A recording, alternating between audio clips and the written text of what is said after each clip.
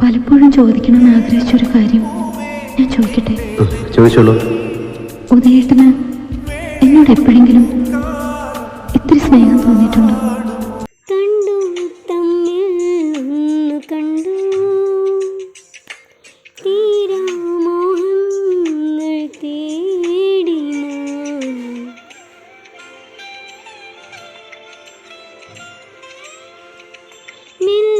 സ്വപ്നം പൂവണിഞ്ഞു